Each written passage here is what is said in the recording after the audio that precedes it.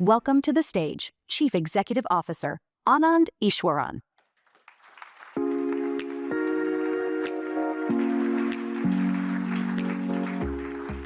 Good morning, everyone. How are we doing?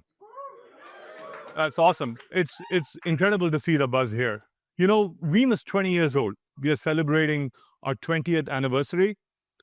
This is our 12th VeeamON, but this is the very first one in New York City. And it took us a long time to get here. And we are super excited about it. If we can we have the slides? Perfect, thank you. You know, it's funny, a year ago at VeeamON in this room, we were just starting to talk about agentic AI. We talked about it as an upcoming shift. But 12 months later, it's inside every single company. It's moving data. It's taking action. So today, what we're going to do is we're going to talk about this. We're going to talk about where this is going. We're going to be honest about where the gaps are, what's broken, what's working. And we're going to show you what Veeam has built for the agentic era. And this year's VeeamON has two tracks. The resilience track is for IT leaders who have the ultimate accountability for recovery. A lot of you in the room here. We live in a world where AI, identity, data are completely connected, completely exposed and always under attack. And recovery is the ultimate currency here. And for the security track, this is for all of the security leaders, the security, architecture, privacy, governance leaders who need deep visibility into the data across governance, across sensitive data exposure. And this is going to be the first time we have a deep dive into security track.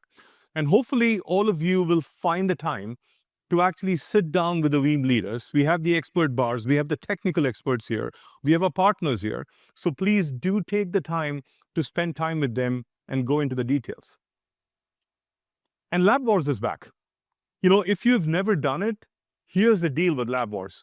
It's a high-stakes, hands-on competition using a live Veeam configuration simulation. You know, the fastest, I'm excited to see this. We always have a winner. The winner gets $5,000, but also, as is Veeam tradition, they also get a custom-designed Veeam shoe for being the winner. So $5,000 in a beautiful custom Veeam shoe, which will never be made again.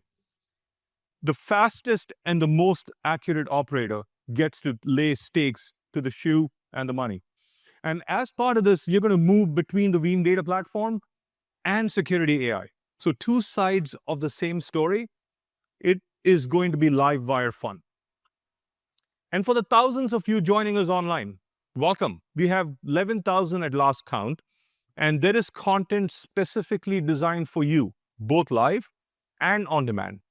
And on top of that, we have the regional VeeamON tours in over 35 cities globally. So find the one next to you in your city at veeamon.com. And before we begin, I just also want to give a huge call out to our global premier partners, AWS, Everpure, Exagrid, HPE, and Microsoft, because you made VeeamON possible. And even more importantly, you make our customers successful. So can I ask all of you to join me in thanking our global premier partners for...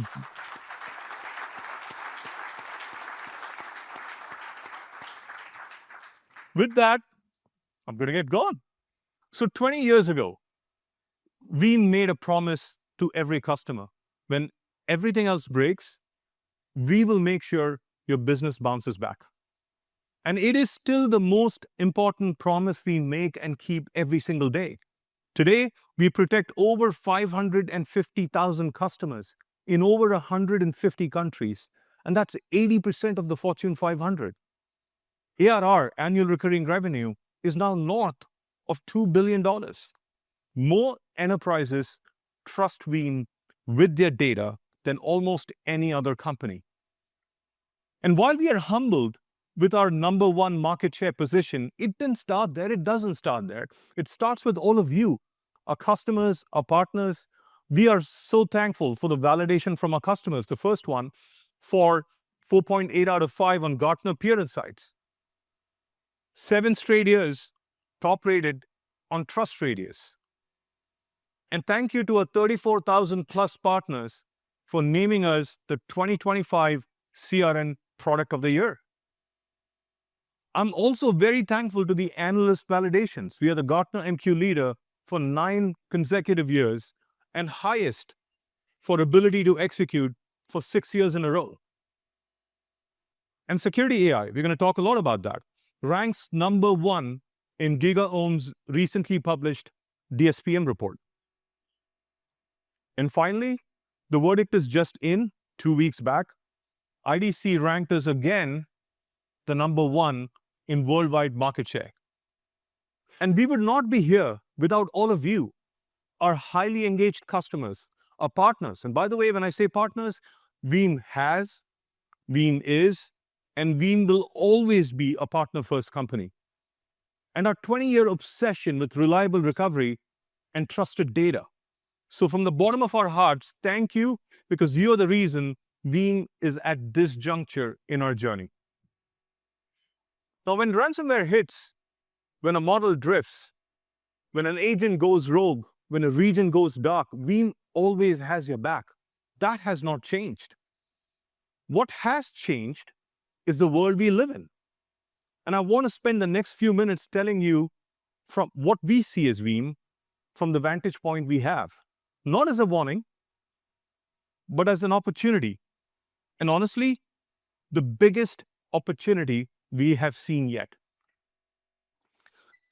We look at it as there are 3 eras of protecting and creating value from data, which is and as we all know, data is the primary rhythm of business.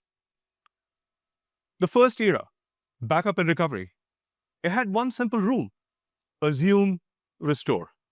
When something breaks, bring it back. And we redefined this era. We invented instant recovery. We got the world to a 2-minute RTO, the time it takes to get your business back, when the industry standard was hours. We built the broadest workload coverage on the planet across virtual machines, physical, hybrid, multi-cloud, SaaS, Kubernetes, and it keeps going. Because your data doesn't live in one place, your protection shouldn't either. And then came era 2, cyber resilience. The rule changed from if breach to when, expected. Ransomware became a board-level imperative, and it continues to be. And Veeam built the only end-to-end answer with immutable backups, inline malware detection to catch that ransomware in flight, and SLA, the industry's only SLA-backed recovery, incident response capabilities with CyberSecure. And we are not done. As threats evolve, Veeam is evolving as well, like staying ahead of the quantum threat to encryption. It's already on the horizon. And now, we are in era 3, the agentic era. And the new rule here is assume autonomy. This isn't a gradual evolution as we have seen in the last few months, last few days. In fact, just in the last 7 hours, OpenAI, as you might have seen, announced Project Daybreak, which is their answer to Project Mythos, to make sure that you can use their models for vulnerability detection. This shift is happening every single hour. And it's a fundamental shift in who and what is going to access your data and act on your data. And era 3, as you see here, is not one shift. It actually is 3 triggers coming together, colliding at once. And each one of them rewrites what protecting data must be. And I'm going to show you how. Trigger 1. The data gravity completely flips.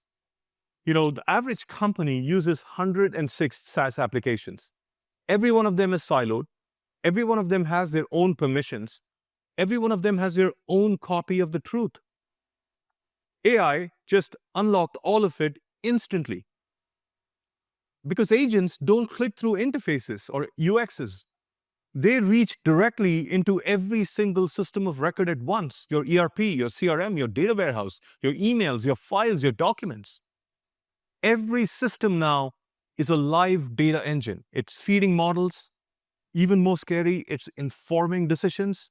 and it's triggering action.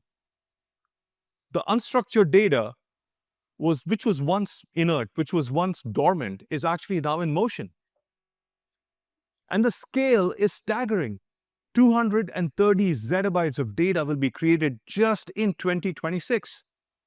And 90% of it is unstructured. Files, chats, images, conversations, stuff which was never meant to be machine readable. With AI, every conversation and every document instantly became context, training signal, or fuel for a model or agent. The next 3 years is going to dwarf the previous 4. We expect 530 to 600 zettabytes of data to be created by 2029. Massive. But here's the catch. The same gravity that fuels your AI can also weaponize it. 81% of enterprises, of companies, 3 in 4, are already running these agents. And agentic AI has not just become the number one cyber threat, it's become the number one cyber threat by a distance from what was ransomware and exfil for 2026. Now, every legacy security model was designed on one principle, one assumption, that the actor was human. And that assumption just fundamentally broke instantly. And this is where it gets personal, because the new failure isn't just a breach. It's actually a wrong decision which you take, executed at machine speed before anyone notices. Now you can see here, almost half, 47% of the decision makers have already acted on hallucinated AI content. That is scary. And this sort of becomes the defining challenge of Era 3, which is trust must be built into the data itself before the agent ever touches it. Trigger 2, the infrastructure to deploy AI has gone parabolic. We are looking at $650 billion in just hyperscaler capex. This is Amazon, Microsoft, Meta, Google. $650 billion. Now we are talking about spend which is running at the scale of national infrastructure. Morgan Stanley projects $3 trillion in AI-related spend by 2028. This is not just a tech cycle. It feels like an industrial build-out. But let me show you how this looks inside your organization. You know, if you remember one number from today, it is probably this one, 82:1. Non-human identities, autonomous agents, today outnumber human employees 82:1 on average in a company. That is scary. And more than half of you are already running AI agents in production. The autonomous workforce isn't coming, friends. It's already here. And they operate on a completely different set of rules. 3 rules, in fact. Rule number 1, the frequency and volume of attacks completely explode. That 82:1 ratio translates to over 250,000 agents, non-human identities on average in an enterprise. Rule number 2, speed collapses the window to respond. Microsoft alone blocks 7,000 password attacks per second. The intervention window is completely gone. And rule number 3, the blast radius expands. 97% of agents, almost all of them, carry excessive privileges today.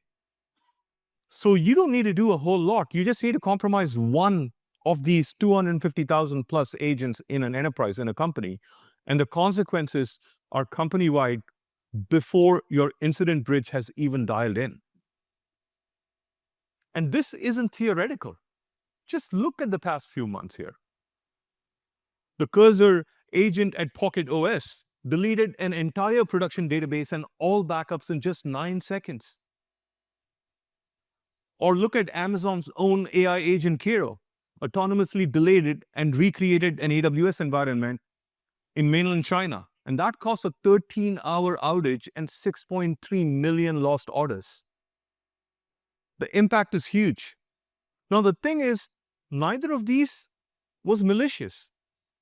All of these were autonomous systems acting with incomplete context, and the infrastructure, though, couldn't see it, couldn't control it, and you could not undo the mistakes they made. That is the world we live in today, and this is accelerating every single day. For all of us here, our jobs just changed. The question is not if, but when something really goes wrong. And when it does, you cannot roll back the enterprise because containment and recovery must be precise. The days of heavy-handed restore is gone. You have to restore that 5 seconds of agent action which went wrong. So the questions we face now about trusting AI, trusting autonomous action, governing and recovering at machine speeds are not the questions the industry has trained for and businesses are built for. And they are being asked in every single boardroom, in every single government. Which brings me to the third and most important trigger here. While the infrastructure to deploy AI has become parabolic, the infrastructure to trust AI has not moved at all. Because zero trust was built for humans. It assumed that humans were the actors. Today, agents bring AI directly to your data. You must open the perimeter to let AI work. So the perimeter just didn't move, it completely collapsed in the new world. The control point is not the agent. The control point is the data. And the industry has not yet caught up. Look at the AI stack today. You look at compute and infrastructure, NVIDIA, Azure, AWS, data, Databricks, Snowflakes of the world. Look at models as we know it, the agent orchestration layer, which many companies are coming on, like ServiceNow's AI Control Tower, the AI and applications and vertical agents. Every layer is defined. Companies are building platforms and solutions for every single one of them. Billions of dollars are flowing in. But look carefully there. Between models and data is a massive gap. There's a missing layer. The layer which you need and the infrastructure which you need to trust AI. And without that layer, every single layer above it inherits the exact same risk. The most consequential layer in this AI stack is the one no one has built yet. And that's a scary thought. And it isn't just me saying this. Just recently in February at the White House Forum on AI and Cybersecurity, Sam Altman, the CEO of OpenAI, said, the question is not, can we do AI? But the question really is, can we trust the data feeding it? Can we trust the actions it is taking? Because when intelligence becomes a utility, trust becomes the grid. GPUs aren't the only bottleneck.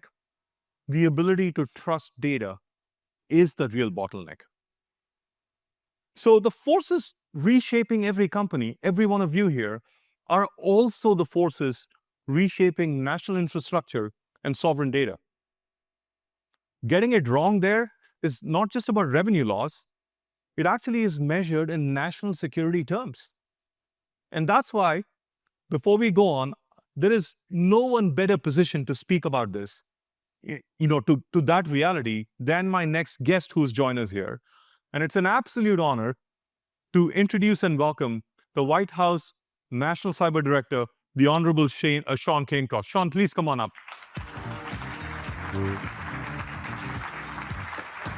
Thank you. Appreciate it. Please have a seat. Can we get the slides here as well, please?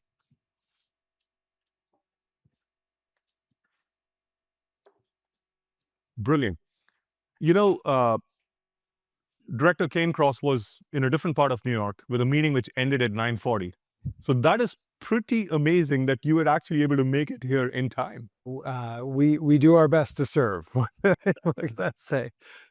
You know, Director Kane Cross is the White House National Cyber Director. And, you know, Director, in your role, you work across all agencies, across the federal government, across the White House, across the private sector with, I guess one goal, which is making sure that we have the right security, the right resilience posture, and the right recovery posture across the company, across private sector.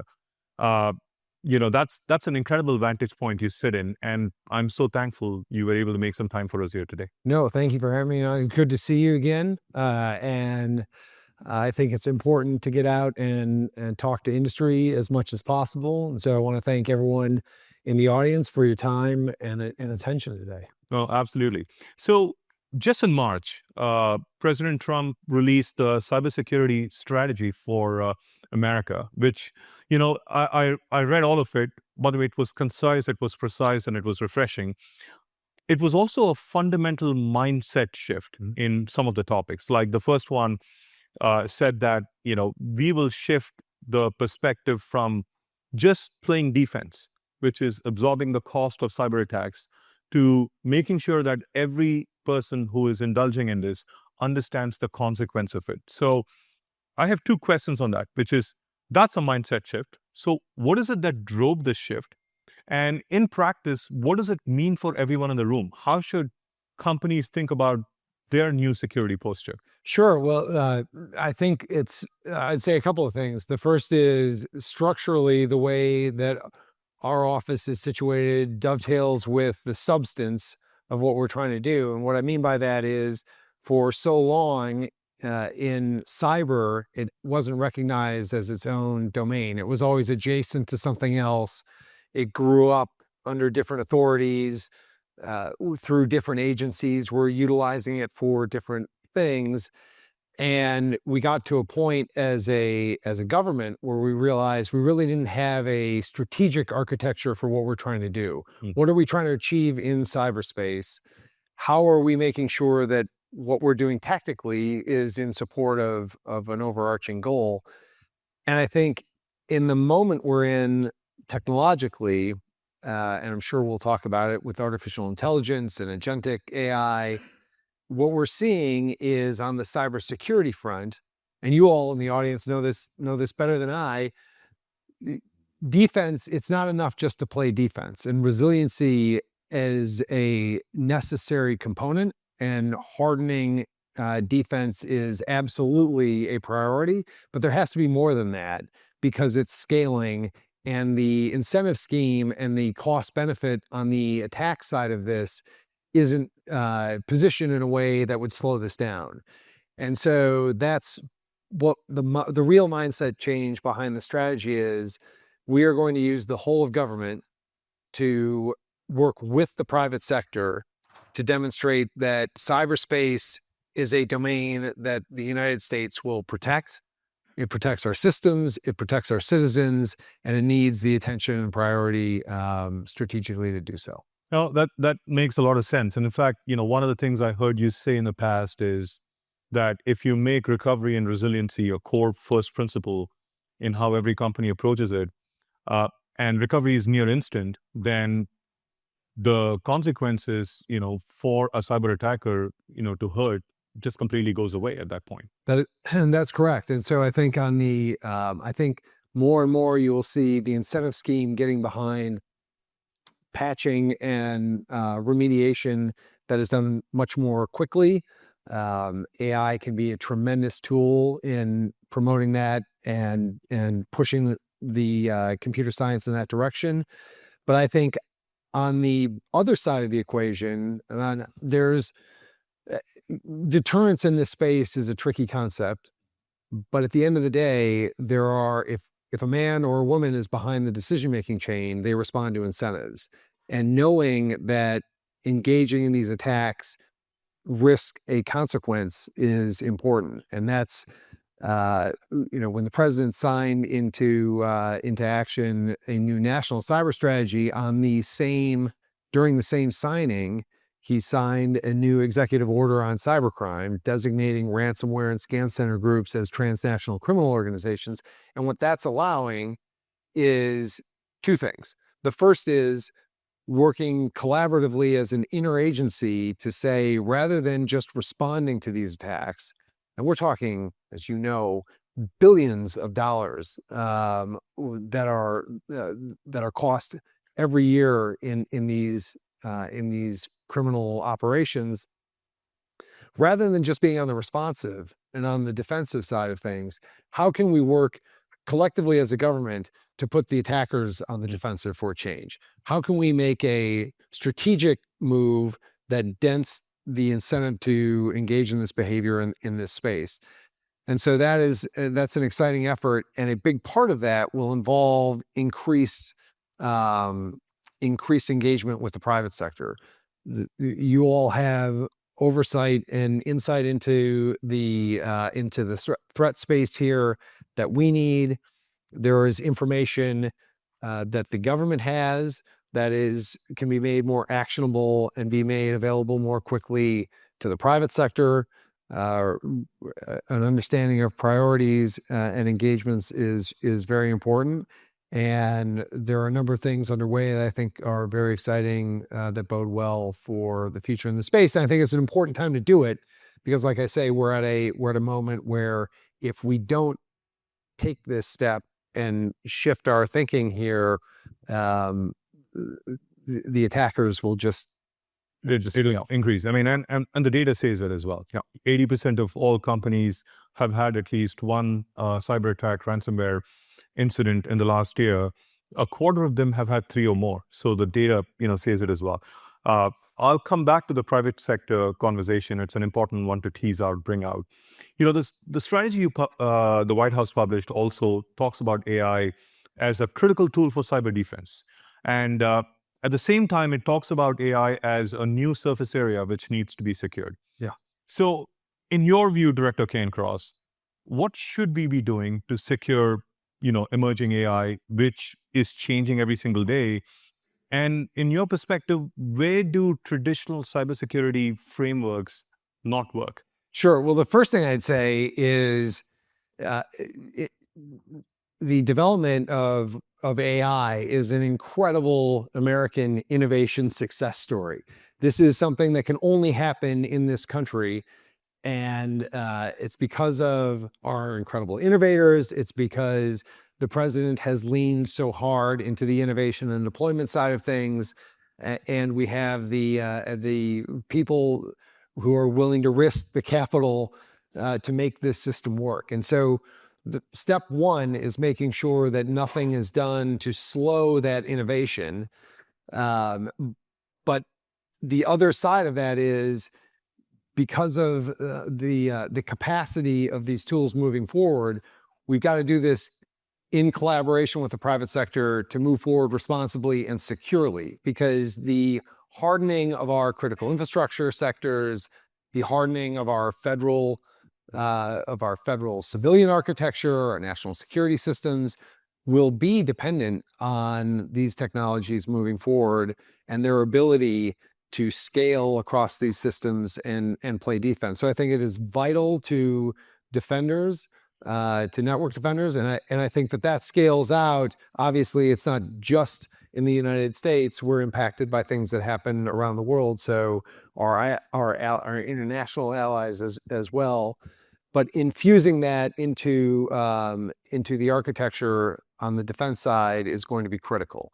So regular or the paradigm of cybersecurity that has existed to date that isn't able to move and identify at speed and scale that agentic AI will make available is passing into the rearview mirror, and we are moving into a new era. No, that's great to hear. And that's what a lot of the time we're spending today is about. We are talking about, and this is something which, was in the cyber strategy, which is calling out data as a very critical asset.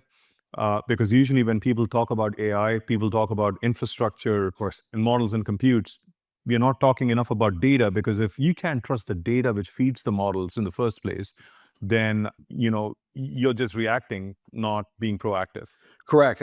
Sort of talking about securing AI, there are multiple levels of that, but the data is absolutely a fundamental piece of that equation. If you can't trust that, then bad garbage in, garbage out. It is. Now, you talk a lot about private sector, both in the strategy document, but also in many of the conversations you do. And one of the phrases you used, it stuck with me. You said, every private sector, every company must be able to respond and recover quickly that's the core of making sure that the American economy continues and there's no disruptions. So that almost positions recovery as a national obligation, isn't it? Not just an IT function. Right, and it gets to one of the pillars in our strategy, which is streamlining the regulatory environment. And what we mean by that is, to your point, form has to follow function in our mind. And if the function is response, remediation, and security, the current form of our regulatory scheme, sector by sector, can use some adjustment, because there is an enormous reliance on a compliance checklist push, which is in some cases necessary. I'm not by any means arguing for a voluntary system sector by sector, but it can't be the case that a company gets whacked by the Chinese or the Russians and turns around and gets whacked by the USG on some sort of checklist. That's not going to work. And so what we have done is we made a hard push with industry to engage at the president's direction. There is no one more forward-leaning on this than the president of the United States, to see what is it that we can do to clear the road and redesign how these regulatory frameworks work in your industry, so we can again get to a place where form follows function, the function being the security of our systems and our citizens. No, that's great, because as you said it, one of the banes of what happens with ransomware, cyber breaches, and all of that, Director, as we talked about when we met, a couple of months back at the White House, was that when you have a breach, you do not talk about it. You do not share what happened, because if you do that, as you said, USG could punish you, the markets will punish you, and so when there's no incentive to share, we do not collectively build on our learnings and get better with every single one of these incidents. And that's a problem. No, it's a big problem. It should be a self-reinforcing ecosystem. And so that's what I'm talking about. We're trying to change the incentive scheme. We're looking for ways to infuse safe harbors for working with law enforcement. CISA 2015, which is provides the liability and antitrust protections that industry needs to share information with the USG. That is something that the White House is pushing hard to reauthorize for long term. I'd love to see a 10-year, and the White House has said we'd like to see a 10-year reauthorization there. We know and appreciate how important that is for predictability and stability in the private sector. And so we are committed to getting that done. We are looking for ways to clear more information. Oftentimes, how we collect information as a government is very sensitive. The what we know can be rejiggered and made usable so that there is context and awareness and the ability to act on the private sector side. And we would like to see more action around that. Makes sense. And you've actually said you need CEO level engagement and CISO level engagement, not just have the technical teams join in.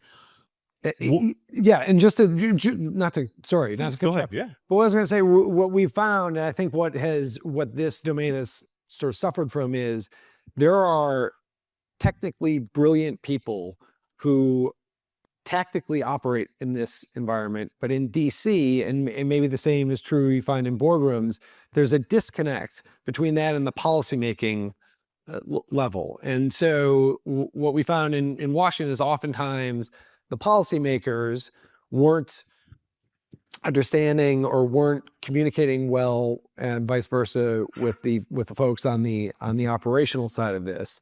And if you essentially have a response that, well, this is an IT issue, isn't there somebody like, we're throwing some money at this will be fine. That isn't how this works. This now is integrated into every layer of an entire vertical operation. And it is existential to our systems running and operating, and staying in the lead. So yeah, we are committed to raising this profile, getting it into the boardrooms, getting it to the CEO level, and getting real engagement. And it's been gratifying. We've had tremendous engagement in the private sector. There's been a lot of hunger for this attention and prioritization, and we've got, I think, great working relationships throughout industry. No, absolutely. And I can attest to that as well, because, the time our teams have spent with your office, even as, to help sort of shape the cyber strategy has been enormous. And so when the director talks about how the government is working with the private sector, it is real. These are conversations happening every single day. One of the things, pillar 5 of the 6 pillars you talk about, it calls out the full AI technology stack and what we must do to make sure that we ensure that it's a clean stack. Yeah. And so how do you think about what does a clean tech stack mean, and what is the administration doing to secure that, to sort of, be more precise on what companies need to think about when they think about the AI stack they deploy inside their companies? Sure. Well, 2 things. The first thing I'd say is we were over in Munich earlier this year talking about this on the international side of things, because right now what you'll often hear is countries say, well, we want sovereign AI, or we want sovereign data centers, et cetera, which is fine so far as it goes, but oftentimes that is used to create an equivalency between the US tech stack or US allied tech stack and the Chinese tech stack. And that is not the case. The US doesn't pipe its PII to Washington, D.C. The Chinese tech stack does. Mm-hmm. And so it's so that's thing number one. I've had enough of the false equivalency, and that argument needs to be identified. When I hear it, I hear we want to buy the cheap stuff. And sure, the clean US side of things is more expensive on the front end, but it doesn't carry the back end bill that the cheaper stuff has. So that is piece number one. Piece number two is that impacts our ability, and now I'm talking about countries around the world, but our ability to communicate securely with those countries. In terms of the stack itself, as you go through, there are multiple layers to that. There's the security of the labs and the firms themselves, their supply chains. There's the security of the model training, the security of the runtimes, and everything that goes into that.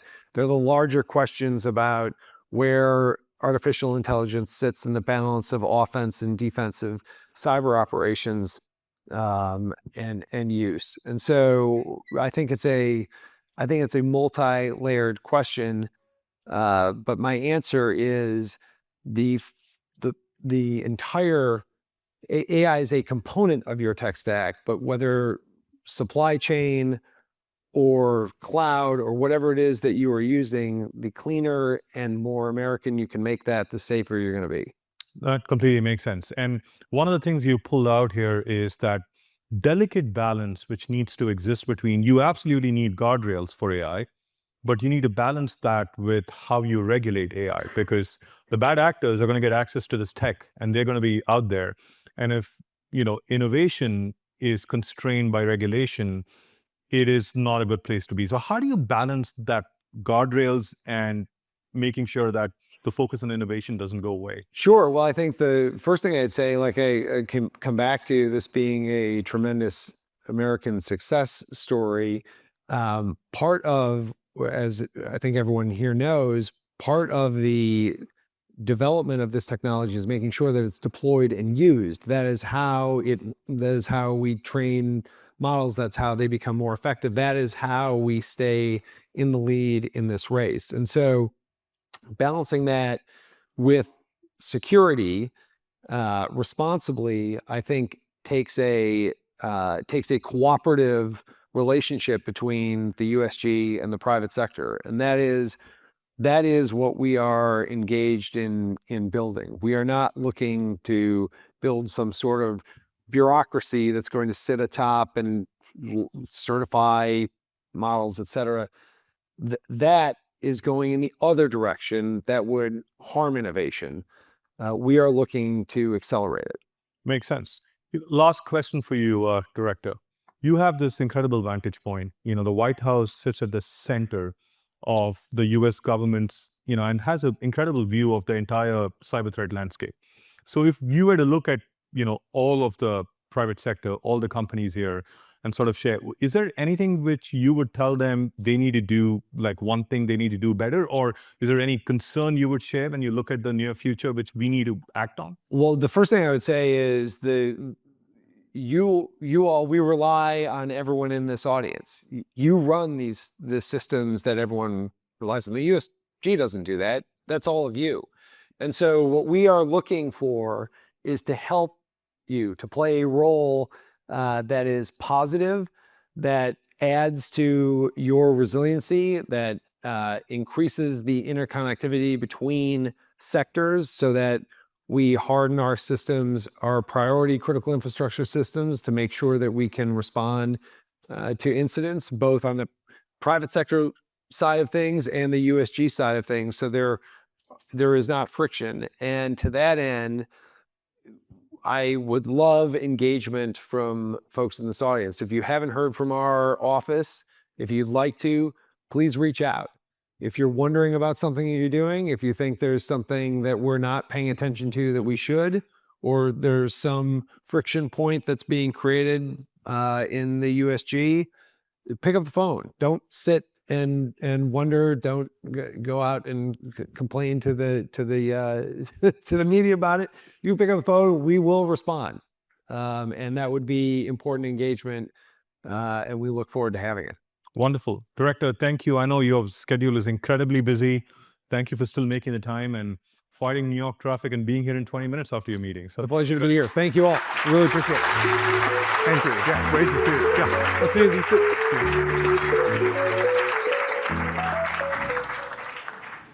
Thank you. That was, please, yeah.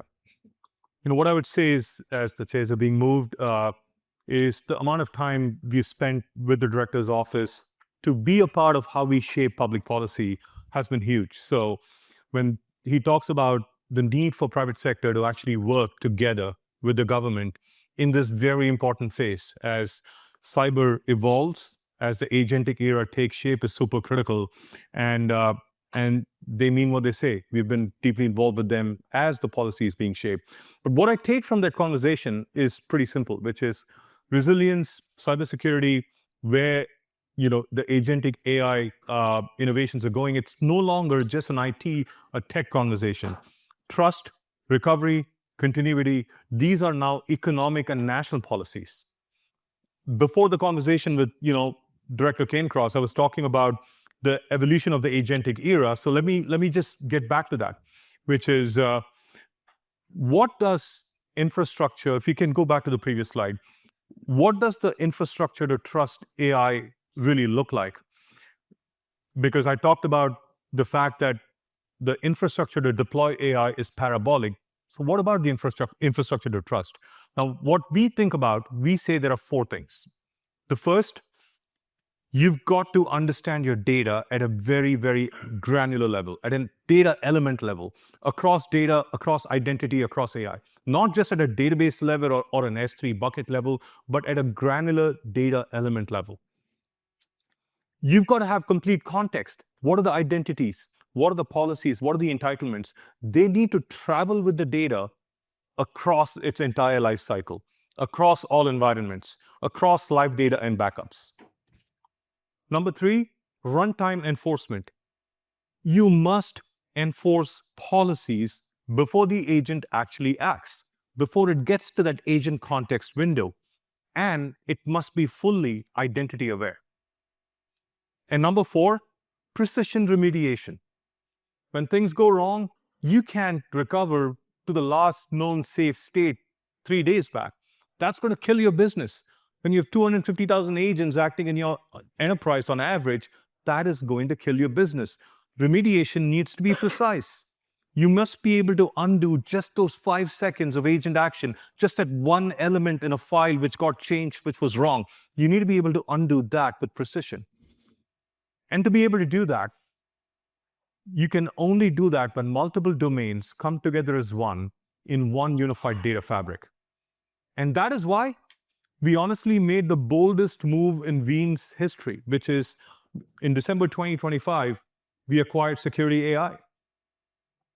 So together, Veeam and security, we are creating a new category that did not exist before. And that category is data and AI trust. And that, in our opinion, is the missing layer in the AI stack. And it is the essential layer to talk about accelerating safe AI at scale. And the way you do that is you've got to unify multiple domains together at the same time, connected to one data fabric. Data and AI security, governance, compliance, privacy, and resilience. Coming together in one platform, not as a patchwork of partnerships, not as just patchwork of integrations, but one platform. And that is what Veeam is doing today as a data and AI trust company. And one more thing as we go further, I talk about data AI a lot. For us, data AI is not just a branding exercise, even though there's a little bit of branding. It is where data, access, and controls, which are important, identity, and AI come together in one connected platform. Because in the agentic era, you cannot solve these as individual problems. You cannot secure data before you secure identity. You cannot govern AI without governing access. You cannot recover data without recovering or understanding the context that made data powerful and meaningful in the first place. So today, for the first time, we are going to show you what we have built to deliver data and AI trust at enterprise scale. One platform, 5 domains, one knowledge graph. Now, in the rest of the industry, these live as 5 separate categories, 5 separate vendors, 5 separate dashboards, 5 different truths of your data. In Veeam's platform, they unify, they operate together. Because the only way to close this trust gap is if every domain knows what all the other domains know. And this is not integration, this is one fabric, and this is the industry's first data and AI trust layer. And I'm going to walk you through it. First up, all the domains, 5 domains: security, governance, compliance, privacy, and resilience. Now, each one is a category. The industry has tried to deliver this as 5 different products. Here, they operate as one in one intelligence graph. Now, the key is this. Innovation in every single domain discretely is super important. It continues to be important. And you will see that innovation velocity come from Veeam on every single one of these domains. But when they come together, it creates a different level of a company's ability to make sure your data is trusted and the data you feed AI is trusted. Let me start with security. Now, we have the #1 DSPM and AI SPM platform in the world. But this is more than DSPM, or data security posture management. We cover what many other companies sell as multiple products: data discovery and classification, AI SPM, toxic combinations, DDRs, data detection and response, in one stack. And our classification engine is the most accurate classification engine at scale, and this is super critical. And this has been validated in live, large customer environments, billions of files. Because if classification breaks at scale, every layer above it inherits the same problem.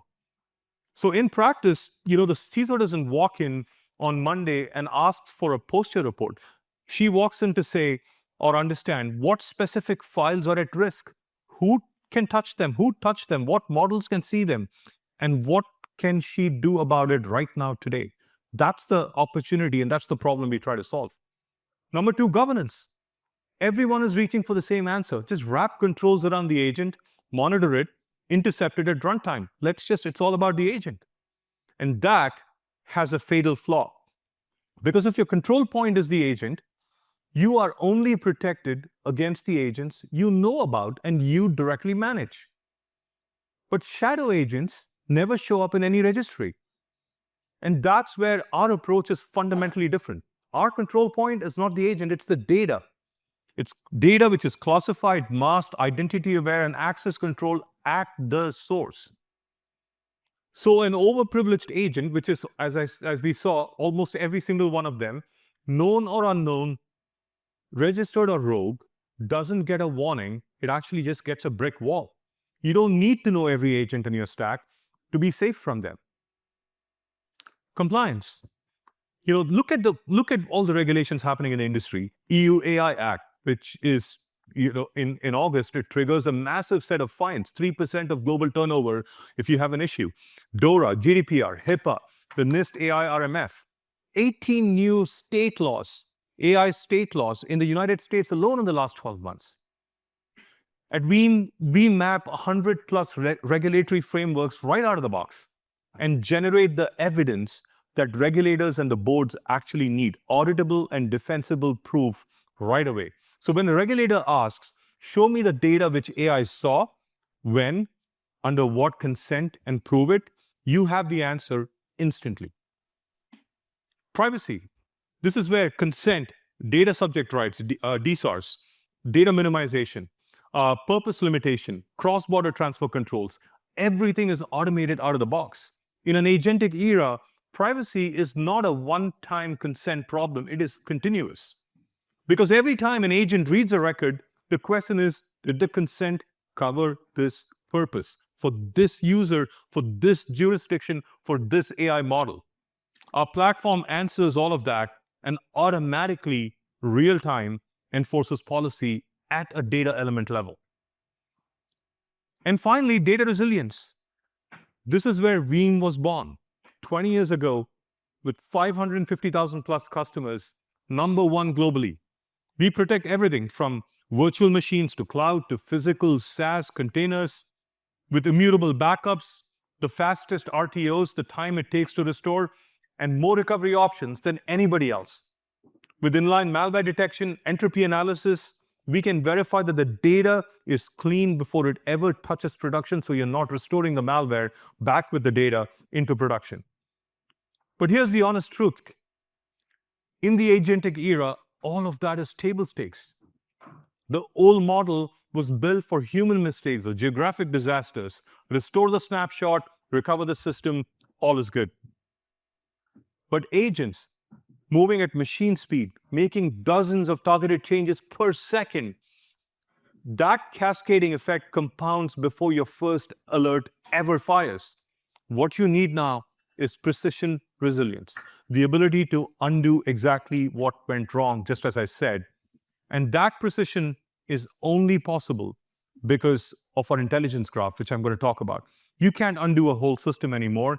You need to undo that 5 seconds which went wrong based on an agent action. That is the Veeam breakthrough.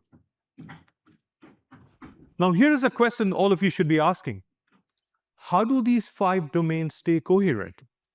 How does security know what governance knows? How does governance know what resilience knows? And the answer is in that center, the data AI command graph, our visual intelligence graph. Now, many vendors claim to have a graph. But what matters is, what does the graph really understand?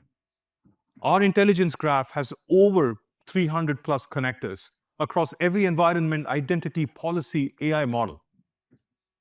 It has incredible depth down to the individual data element, not just, as I said, at a database level. And it is the industry's first multi-domain graph, unifying security, governance, compliance, privacy, and then identity, agent activity, all of it coming together with resilience. Across your live estates, across your backups. That makes a huge difference. And oh, by the way, as our customers, you can continue to do what you do. You can continue to go in through data security. You can continue to buy the Veeam Data Platform and Veeam Data Cloud for resilience. But now you get the benefit of that connected across the platform. and understanding what every single domain does. Which brings me to the top layer, the agentic layer, the portfolio of agents which you will have available across your platform. An agent acting on incomplete context doesn't just give you an incomplete or wrong answer, it actually gives you a very confident and precisely wrong answer at machine speed. And that is what makes, the foundation we are building on is what makes that different. Now let me make it real. Imagine turning on Microsoft 365 Copilot for 8,400 employees across your organization. You ask the agent to detect the sensitive files available to AI. It finds 312,000 files immediately. I ask about unlabeled PII and excessive overprivileged access. It flags 1847 documents at risk. In the conversation, you automatically enforce policy. You auto-label all of them at the source. And finally, you check your resilience posture. If the agent corrupts data, how quickly can you recover? Can you recover clean? The agent flags a 7-day backup gap and takes a clean snapshot, drops your RPO to 5 minutes. You've just gone through the process of detecting, suspending, assessing, enforcing, and making sure you have the cleanest recovery posture possible over a 3 conversation with an agent, real-time, conversationally. This missing layer for data and AI trust is now real.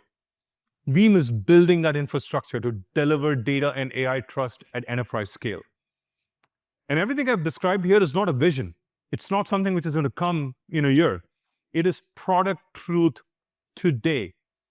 And to show you that, show you the product, show you the platform, and make sure that you walk away with the credibility that this is available now, I'm delighted to welcome my partner in crime, the former CEO of Security AI, and the President of Products and Technology for Veeam, Rehan Jalil, to bring this to life. Rehan, come on up.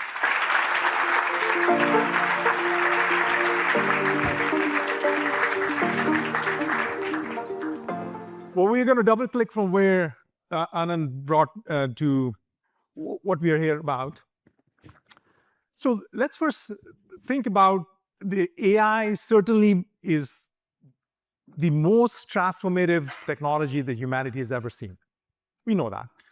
But if you're trying to bring that into the enterprise, into your companies, you're not going to have your intellectual property, your information be available to it without the guardrails, without knowing that you can recover from anything we ban. And that's really is the opportunity for our community here, for us, to play a very important and central role in enabling the safe transformation towards the use of AI. And I'm going to double click on exactly where Anand left here. So let's think about the, I think we can switch to the slides on here also. And let's understand the challenge that we actually face. In most companies like yourself, there are billions and billions of files. On those billions of files, you often don't know, they're mixed up. You often don't know what kind of content is inside each file. And by the way, this is unstructured data, which was never managed before in the fashion that you would need to manage, because machines actually could not understand unstructured data before like AI could. And of course, you want to use your structured data, which is also massive, with hundreds and millions of actually the files on it, and you have tables and your columns, which you need to understand fully. But it's not about data. Around the data, you have the context of the data. Who created it? Who owned it? Who's using it? Who's changing it? And whose definition has changed. It used to be humans, now with AI.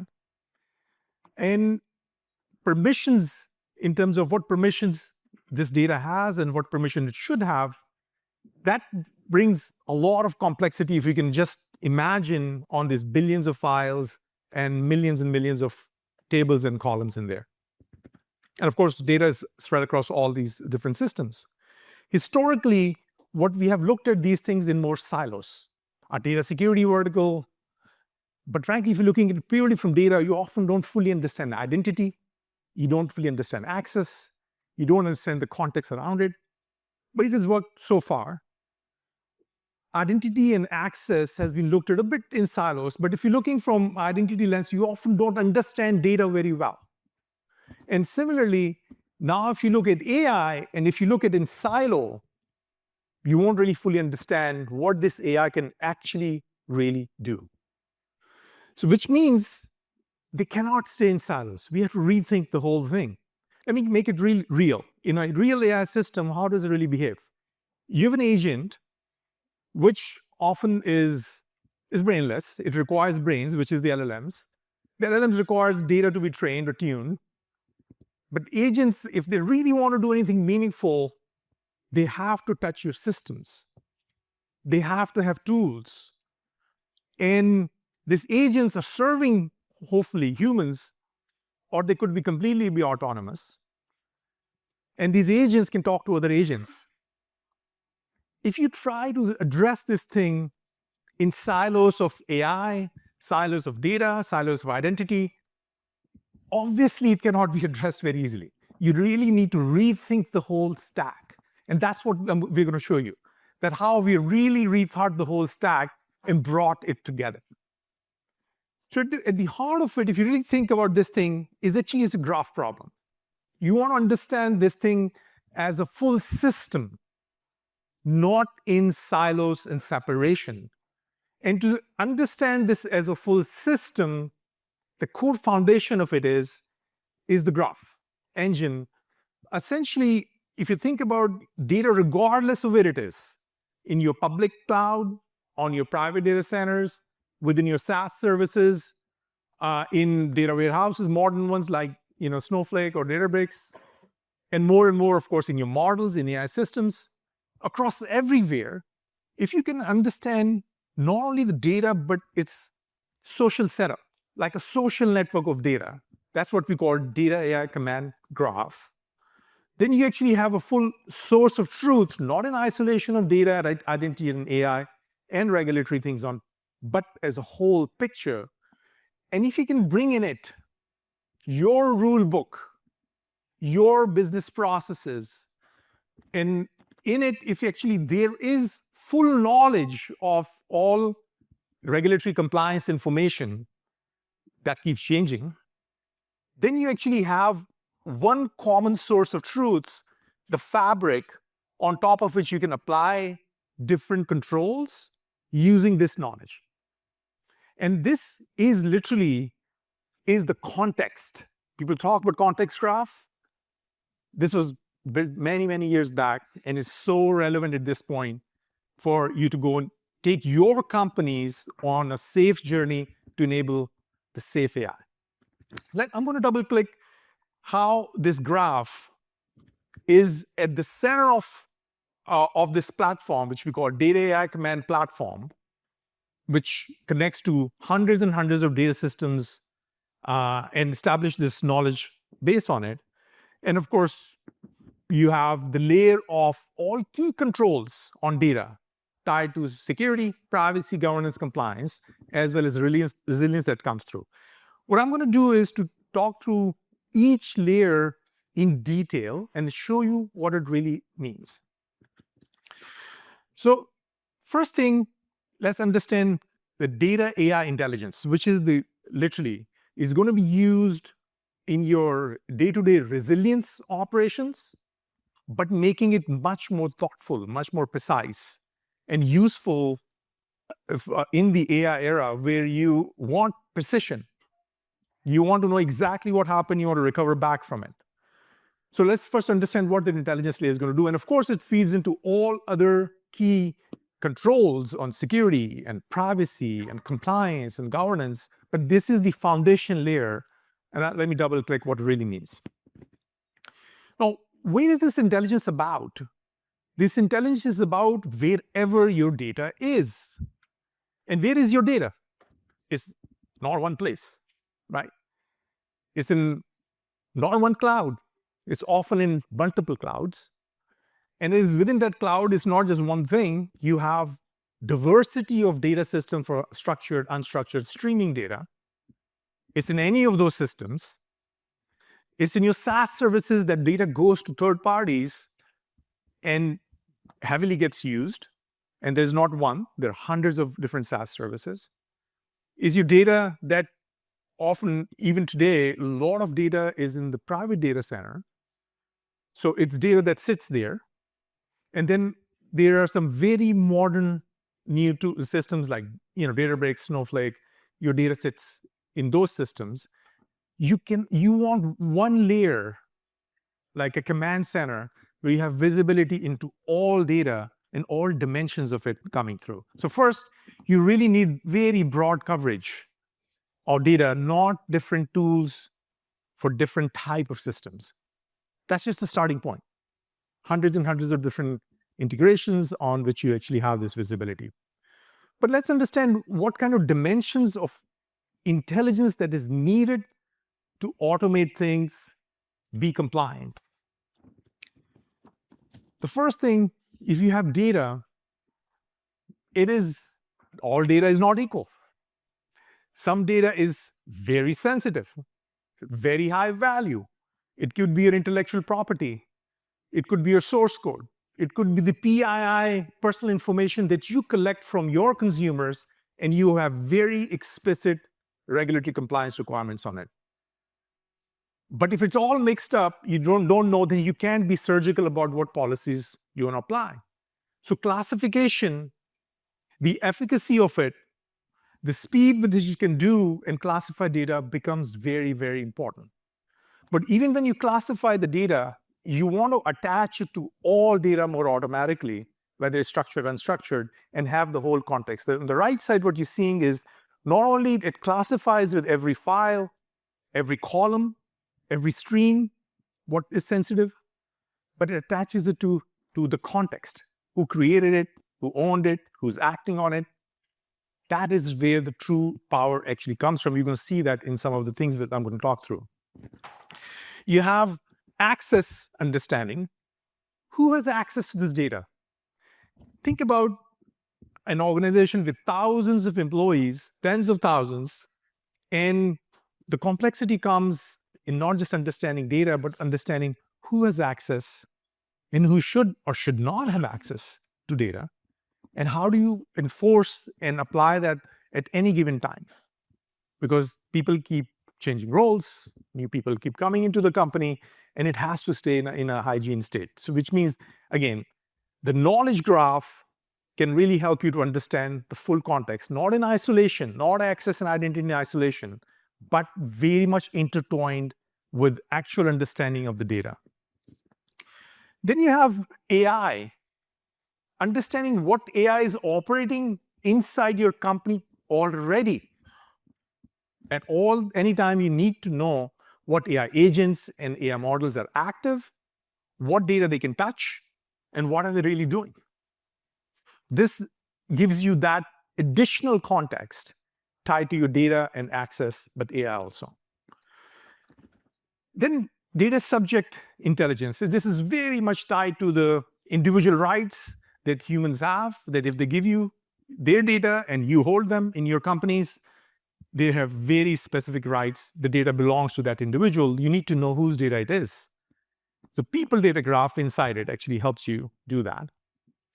The additional layer of complexity really pops up with regulations, which frankly, very much needed now that we are in this era. And there is no one regulation. There is a list of regulations that keep evolving over time, and there is no manual way to be compliant. The old days of doing compliance on spreadsheets or on glorified spreadsheets and web tools is gone. If data is changing so fast and access and changing so fast, you really need to know who has how can you stay compliant across all these regulations in much more automated fashion. But if you don't have intelligence on what data has what kind of obligations at any given time, there is no way to be compliant in reality. On paper, it's a different story. So this is the layer that you can use, which is provided, you can use for resilience operations. It's a good news for all the resilience customers, but also for all the upfront controls that you would need. Let's go and understand how this intelligence, the knowledge graph, enables controls, security, data security controls, and other controls like governance and privacy controls on top of this data. So how do you do that? The very first thing is to understand what is risk. So what is risk? Risk is often not things in isolation.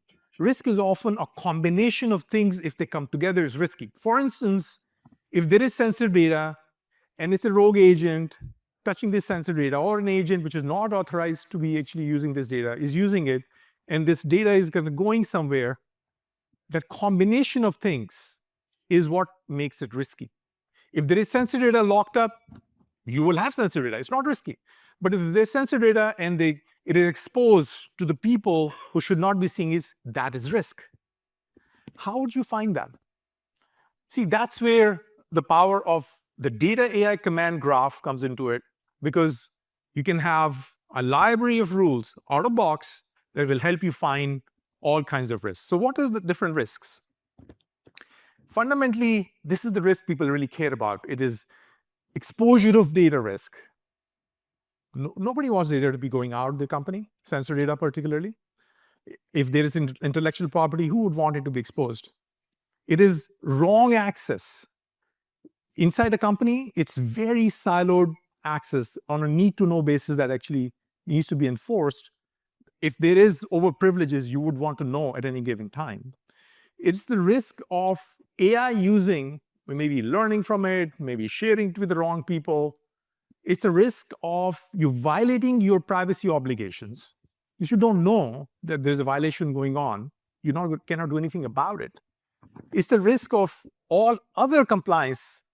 We're sitting in New York, a lot of financial organizations who have many other compliance obligations beyond privacy. And there is risk of old stale data. We call it rot data, ROT, redundant, obsolete, and trivial data. This has become a big thing now because you do not want old, redundant, a lot of old data sitting because AI can touch it and use it and give wrong answers. And frankly, raw data increases all kinds of risks. So finding it, getting rid of it, not only reduces your cost or putting it through your backup systems and then maybe retiring it. How do you automate the whole thing? This risk layer, again, goes back to the data AI command graph that gives you this visibility using what we call toxic combinations. And once you find these risks, you need layers of remediation capabilities. So that's what we enable. You actually have ways to actually not only find the risk, remediate it all the time, or federate it. Sometimes you need human in the loop, maybe now more agent in the loop to actually fix these problems. And with that, of course, instead of humans doing it, there's a library of agents on top of it to actually do the assistance that often the professionals need to in these complex systems to automate a bunch of stuff. This whole layer is what we, let me actually show you how this really works. It's very easy. All you have to do, connect. Connect to your systems, whether it's SaaS services, whether it's in the cloud. Once you connect to these systems, it will automatically discover all the key assets that are in those systems. What data you have, what files you have, what AI systems may be active on those systems, what users are actually active in those systems, how much data is in those environments. It will smartly scan it to tell you what kind of data is sensitive in those systems, and the activity, what activity is going on. But remember, we talked about these things in isolation are less helpful. Of course, they're helpful in isolation, but way more helpful if you put them together. If this is a knowledge graph, now you have the real power to actually understand, use this information, not only do forensics, but surface risks. But that's really what you want to do as professionals. Where is the risk? because you can't look at billions of files in at a time. You want to surface the risk, prioritize it, address it. And to do that, there are out-of-box list of controls where the toxic combination checks on the graph, which you can actually find what is the risk. Once these rules kick in automatically, you find that automatically tell you you actually have sensitive data and there is a risk because your configurations may be off and data may be exposed externally, and nobody wants the sensitive data to be exposed externally. Or if you look at the privileges on the permissions on the systems and obvious issues where you have some sensitive information of one type being accessible to users of a different category, like maybe your CFO's sensitive information being available to customer support, it may be a big issue. So overprivileges are highlighted automatically.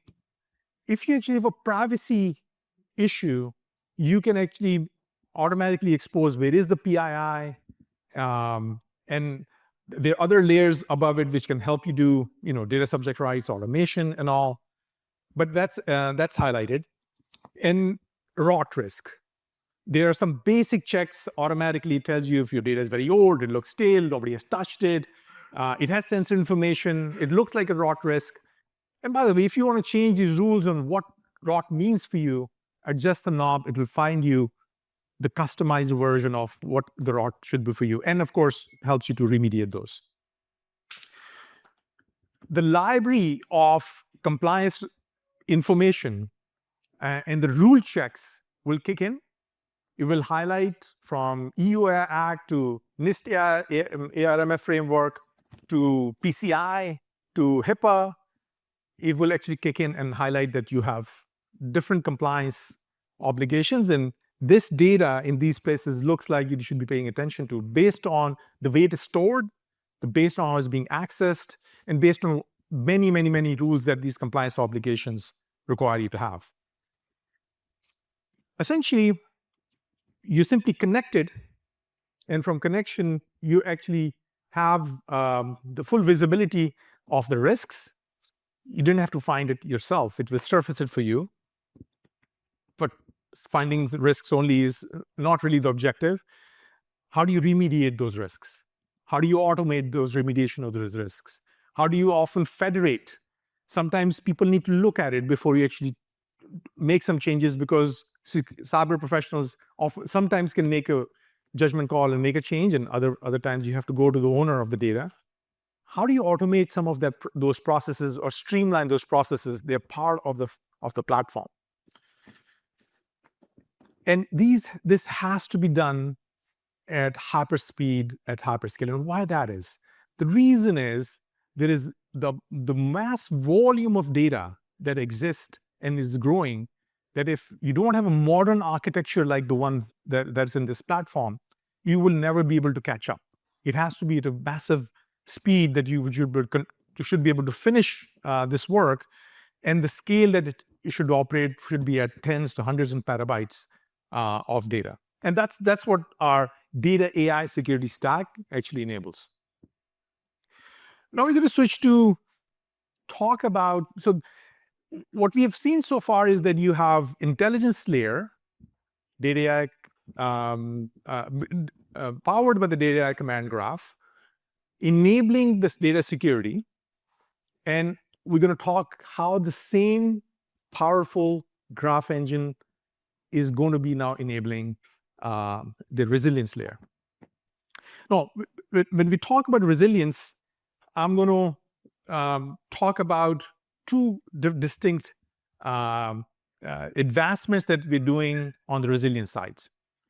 Veeam has a very strong history of serving our customers. So in existing products, we are continuing to evolve and rapidly add new capabilities. I'm going to touch upon some of them, and there'll be breakout sessions. You'll go much deeper into it. But then I'll also be talking about transformation that we're also doing within our portfolio of resilience products to take it towards the agentic era. I'm going to talk about them in a distinct fashion. So the very first good news is The VDP 13.1, I'm very happy to say that by the time it comes in this summer, there are 70 new capabilities that are being added into the VDP 13.1. That's a huge thing. Of course, we can cover all of that in this session. There'll be breakout sessions for it. But some of the biggest things you're going to see is that an already very impressive coverage of hypervisors is even further increased. We have literally over 95% coverage for any hypervisor that is out there. Not only that coverage is there, it helps you to port it from one hypervisor to the other. And why is it important? We have seen recently also that sometimes hypervisor vendors change. You want to go to different hypervisors. The portability capability in which you can take your backup data from one type of hypervisor to the other type is a huge thing. And if you are on that journey with VMware or Broadcom, we're literally your partner for that. In addition, we're not stopping there. It's a huge coverage, but we're still not stopping there. We're listening to you to even add other hypervisors which are needed, like OpenShift or like Zen Server. We've recently, this is going to be added also in the VDP 13.1. So literally almost all hypervisors are going to be covered. Now, Veeam is being known for the cyber resilience capabilities end-to-end. Before an attack happens, it's important to be ready, which means how your infrastructure is ready for it. During an attack, how to detect exactly the attack is going on based on what kind of activity, based on what kind of files actually you're backing up, what kind of entropy is going on those files. And then if an attack does happen, how to be partner to recover back in a safe manner. Veeam has been brilliant in terms of offering for the whole journey, but we're not stopping. We continue to add more capabilities, particularly as we go towards post-quantum world. When the quantum computing comes, we're going to make sure that all the encryption and everything that we're doing, that you're ready for it, because you're keeping this data in a stored fashion.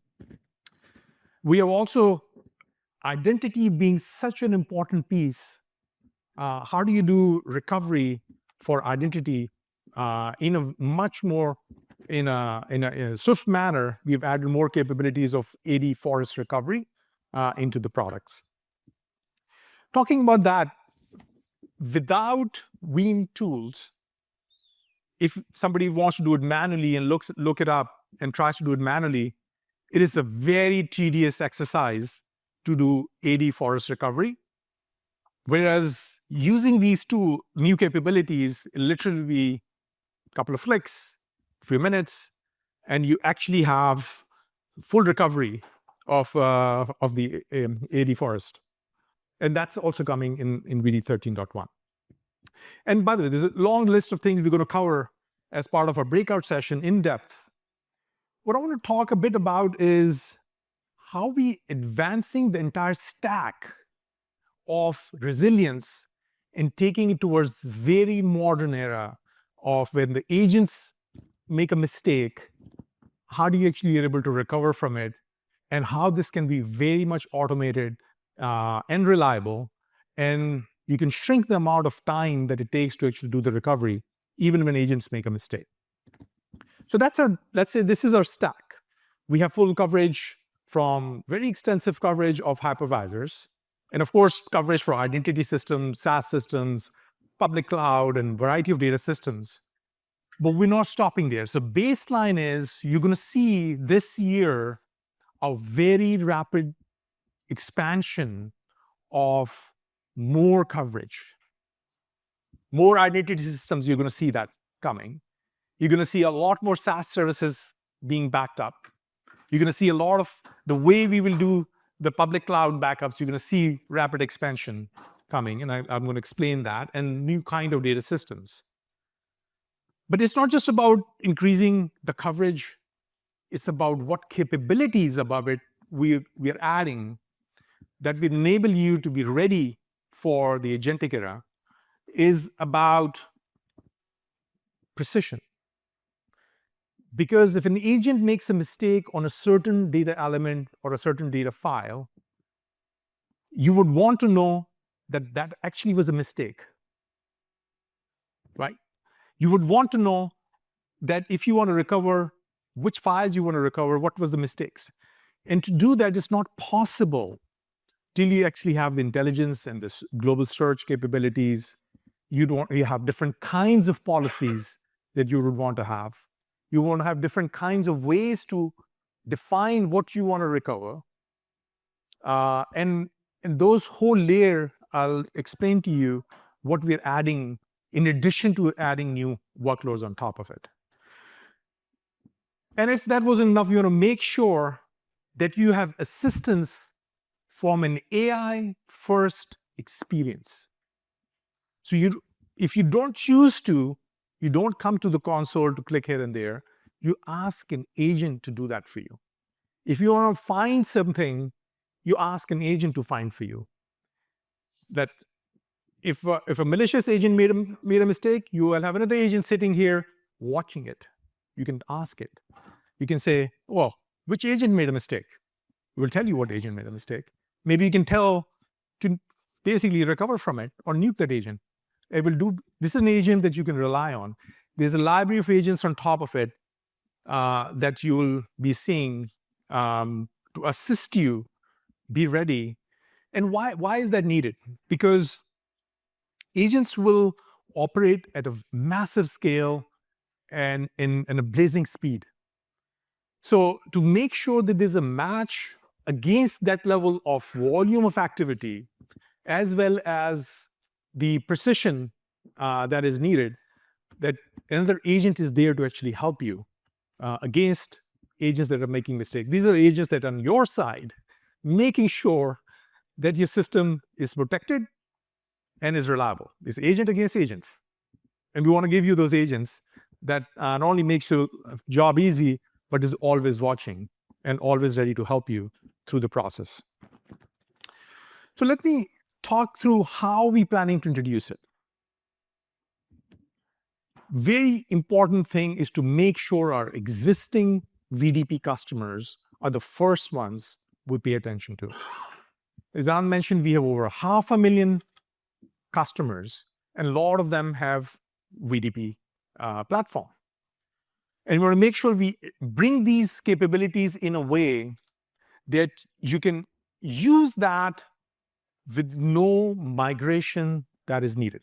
That is fundamentally the premise that we use. And it's a massive thing that in your existing deployments, without migrating it to a different tool or different system, can we bring you all the capabilities of intelligence, of global search, of very precise policies to back up the right data, very precise jobs, definition to actually recover only the right data, and creating the right dashboards, and the layer of agents that are doing it for you within the resilience module, within the data AI command center, command platform, you'll actually have the same resilience module that will enable these things.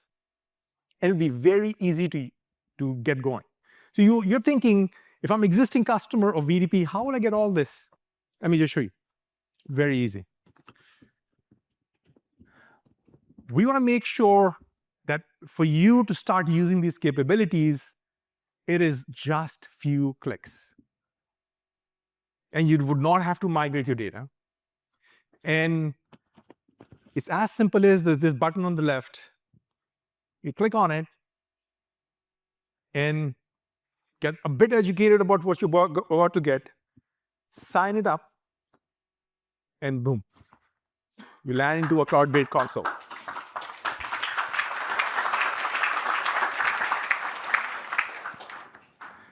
And really paying attention to our customer base to make sure that you get this kind of experience. And I'm going to go over it, what it really means, what this really does. But the first thing, to make sure that we make it easy for you and it's less headache and you're not migrating data.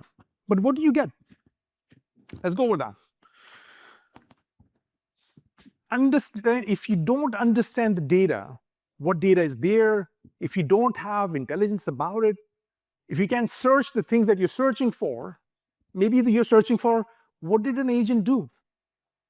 Maybe that's what you're searching for. If you can't find things out, if it's a dark mystery, there is no automation, no precision, there is no compliance, you don't know I'm compliant. Fabric, everything starts with this fabric of intelligence enabled by data AI command graphs. And interestingly, the agents that do the job for you, they need this intelligence. Imagine if an agent didn't know what data you're backing up, what is backed up, what are you looking to back up, what you should be backing up. If agent has no information, it can't be on your side. Can it be? No. So the very first thing is to actually have this capability to ask about your data.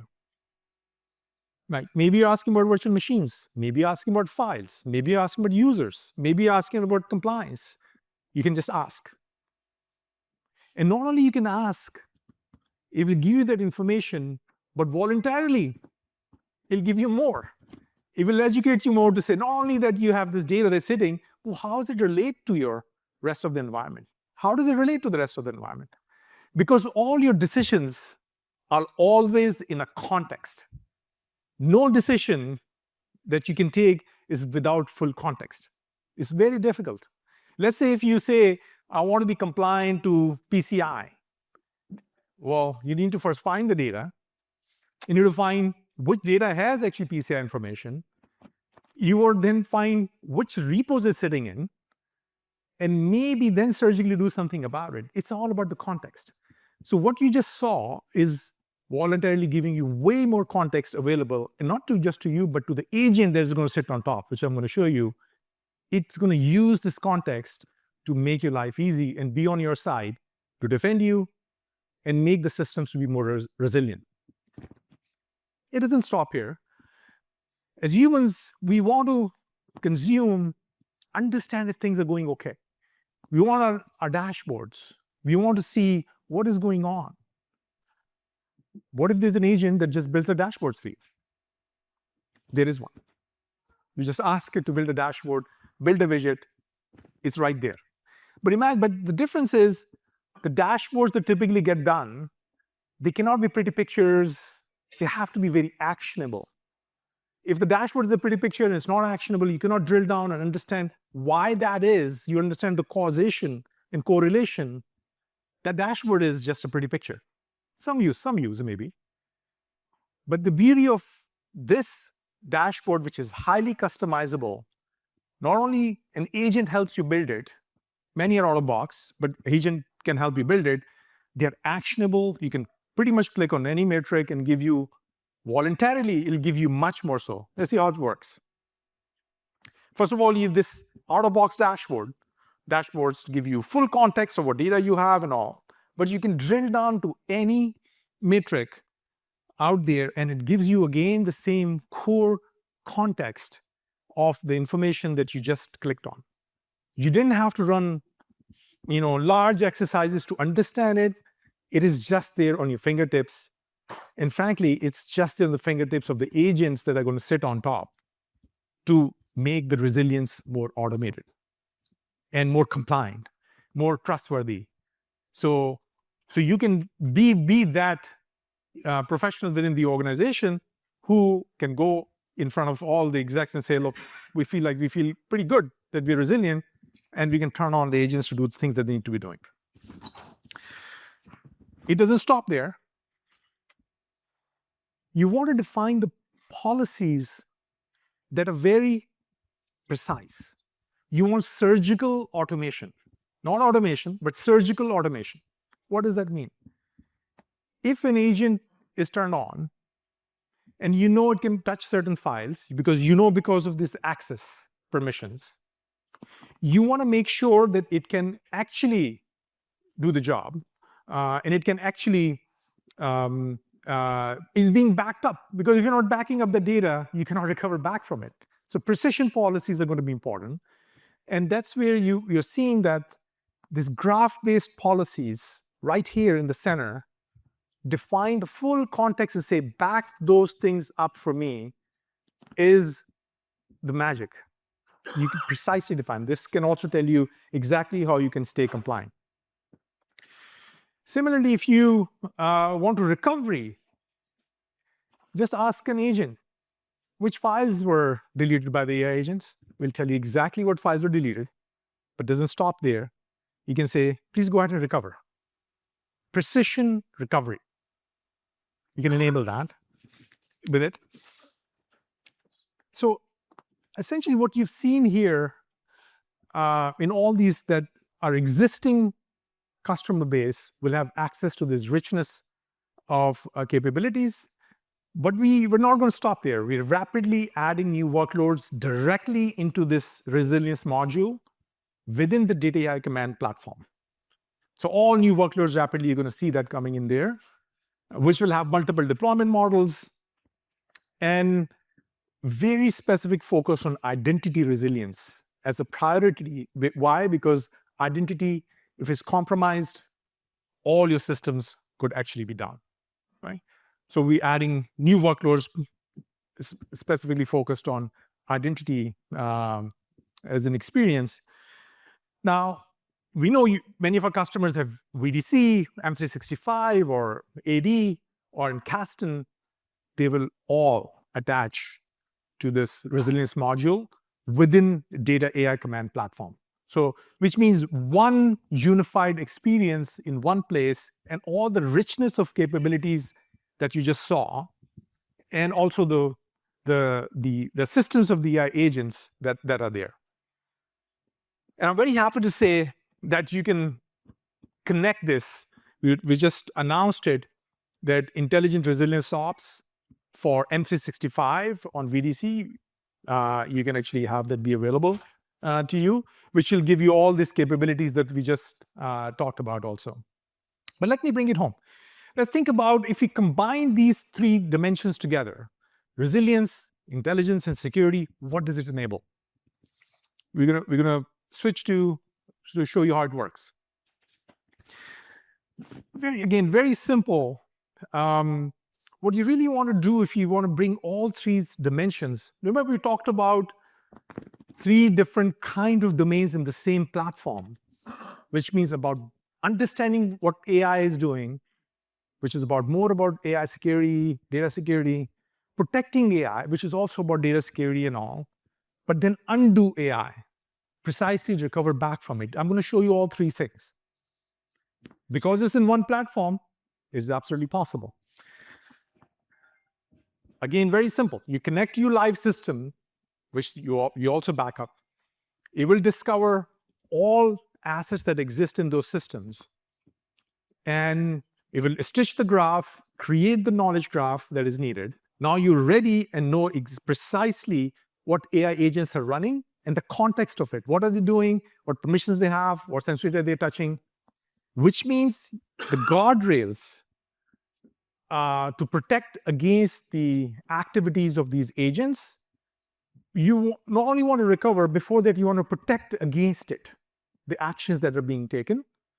So protecting against the actions of AI, remediating the stuff that the agents could actually be doing. And then not stopping there, because we know AI agents are already making mistakes, and this is just the inception of it. They'll be making even more mistakes. And at that point, you'd want to have very easy capabilities to ask what an AI agent actually did, what it deleted, what activity the agent is doing. You see exactly this visual in the UX. The red part is about not only the agent deleted, but looks suspicious, looks like a mistake. It tells you that. And then if it is truly a mistake, it's easy enough for you to say, can you please undo this thing? And there's an undo button, literally an undo button to undo what activity the AI agent actually did. It's as simple. And literally it's only possible because you're bringing multiple domains into one platform, from visibility to protection to undo part in the data AI command platform. So let me actually just close it by highlighting the stack that we talked about. What you just learned, that if you have a powerful contextual intelligence with the help of data command graph on the systems that you're seeing in the bottom, like all the systems, and if you actually have this layer of controls on security, privacy, governance, compliance, and the layer of resilience, and if you actually have agents working for you on top of it, you can be a lot more ready and play a very essential role that you have an opportunity to play within your organizations to enable the safe use of AI. So there are going to be a lot of detailed sessions the rest of the day and tomorrow in the breakout, but I'm delighted that you're all here. Thank you. With that, I'm going to bring back Anand to the stage.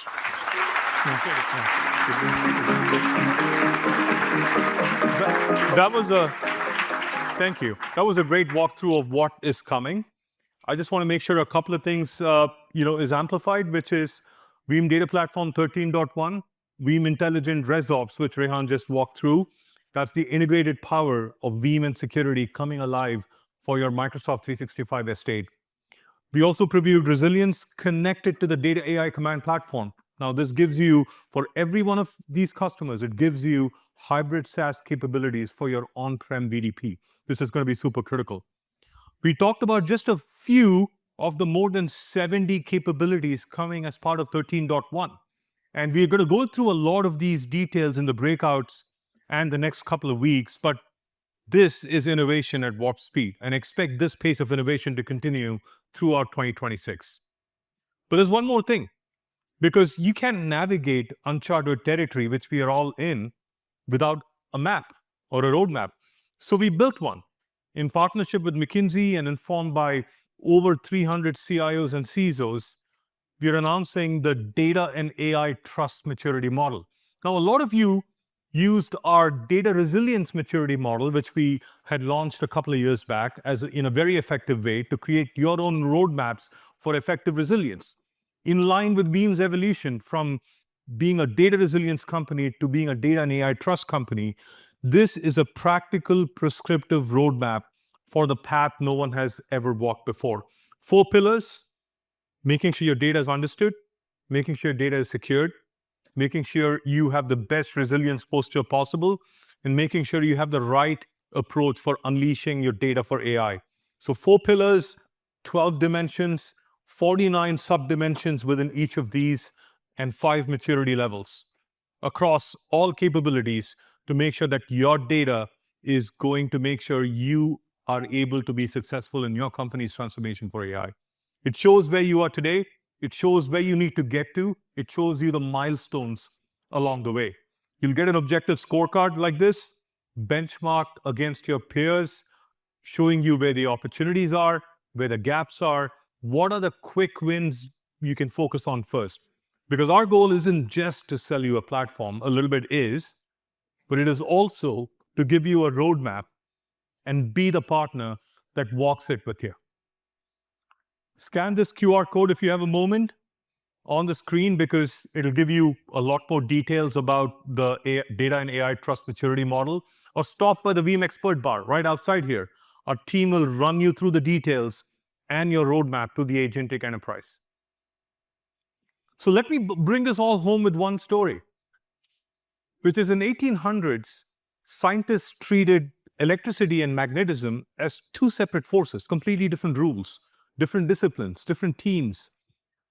And then in 1831, Michael Faraday discovered and revealed that there was a unified field which actually connected them. It was always one field. And the entire modern world became possible because of that unification to electromagnetism. Everything we know today, from electric motors to generators, transformers, MRI machines, computer memory, Wi-Fi, solar power, the world we know today exists because of electromagnetism. And I feel we are at that kind of a moment. While we will always discreetly innovate on data AI security and resilience, treating them as completely separate disciplines with different teams, different vendors, different budgets, different UXs, not the same data fabric, stops being an option in the agentic era. They are simply two expressions of the same underlying force, which is the ability to trust data and the systems acting on it. Faraday did not invent a new force, he just unlocked new innovation and possibilities when he showed how those two forces are actually just one. And similarly, Veeam is convicted that 5 domains coming together, as you see here, in one unified fabric, powered by one knowledge graph, will be the unlock every one of us need to accelerate your company's AI transformation at scale. And we built it just for you, which is the Veeam Data AI Command Platform. And that is our vision at Veeam, which is to accelerate safe AI at scale with you every step of the way. So thank you for spending your time with us. We are excited. You have a lot of breakouts today. We'll come back at 3:50 for a customer panel moderated by John Jester, our CRO, and Fidelity and Ernst & Young. Thank you for everyone tuning in and being a part of this virtually. Welcome to VeeamON 2026 in New York City. Thank you very much.